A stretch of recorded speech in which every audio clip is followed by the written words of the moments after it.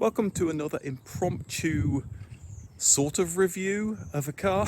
So whenever I get a rental car, it's interesting to try it out and give my impressions, and if you care to hear them, well, here are my impressions about the car. So today we have the Kia Picanto, the car that Hertz gave me for the few days that I'm here to ferry my dad about.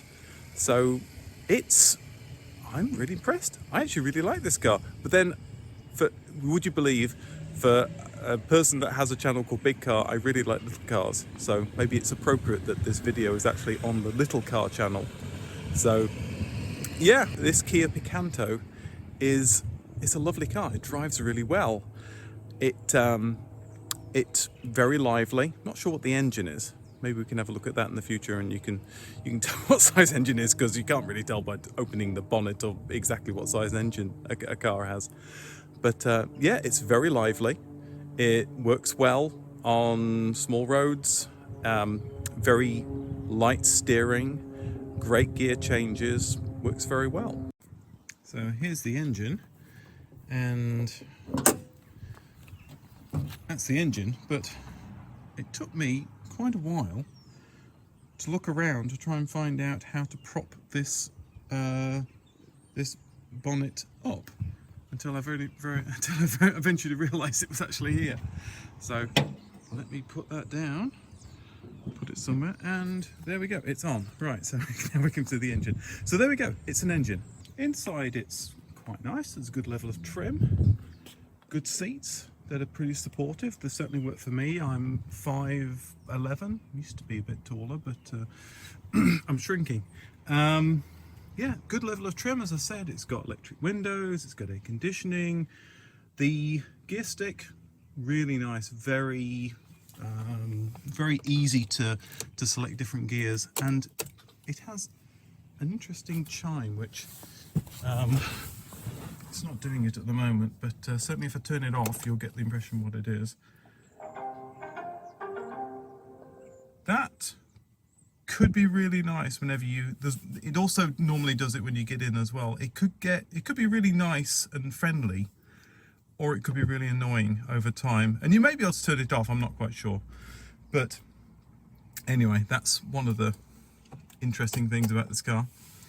So Hertz, in their wisdom, have put, I don't know if you can see it, have put a sticker, which they do, which says, can we even read what it says? See, this is the problem.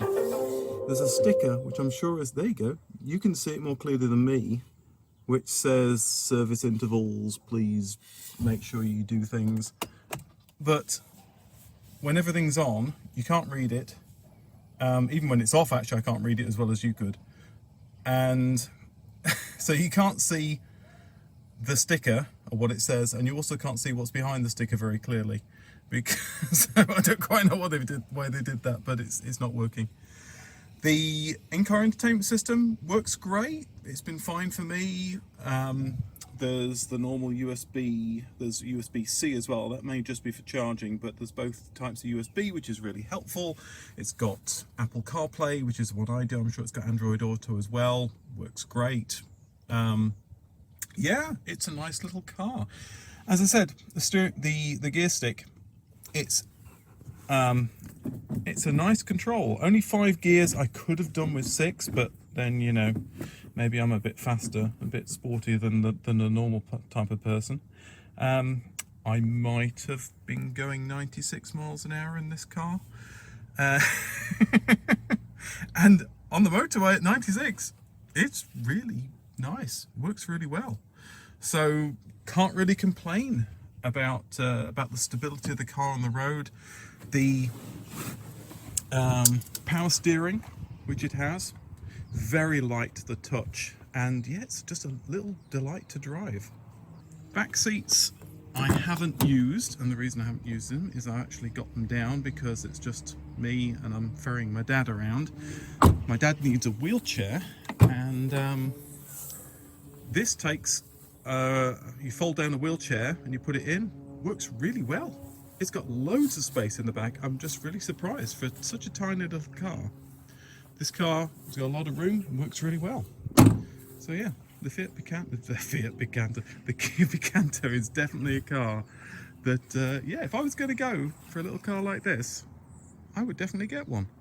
With the seats up, I mean, it's a very small car. It's a small hatchback, but there's enough room there for kids, and you could probably get 3 little kids in there and a couple of bigger kids, and they wouldn't be too unhappy. The boot is pretty tiny, but not crazy small. I mean, I got my carry-on suitcase in here, and I'm sure you could get like a couple of them in here without a problem. So you could certainly get all your shopping in here, and I don't think that would be a real problem. Just a couple of extra things before I turn the car.